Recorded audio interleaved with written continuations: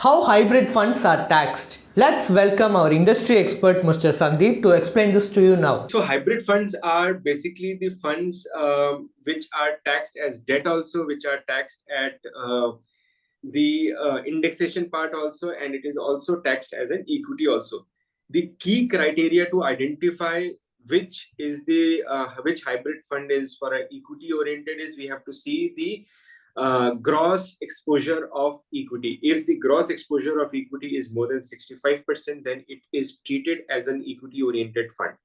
If the gross exposure is between 35 to 65, then you get the indexation benefit. And if the gross exposure is less than 35, it is treated as a debt product. So, for example, hybrid debt kind of a product where the equity levels are limited to 25%, those kind of hybrid products are classified as a debt oriented product and taxed at the debt taxation.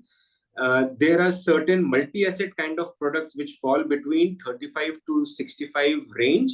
Those will get the indexation benefit after 3 years. And most of the balanced category of or the hybrid category of products, which is basically equity savings scheme, which is balance advantage, which is multi-asset, which is aggressive hybrid, they all come into the equity-oriented products because they maintain a minimum equity allocation of 65%. Thanks for your detailed explanation. Are you in search of a personal guide who can remove the stress of handling your finances? Then please feel free to avail our expert consultation. And also you can attend our webinars to gain investment related insights. Both the consultation and webinar are absolutely free and you can find the link in the below description. Please like and share and do subscribe to Holistic Investment.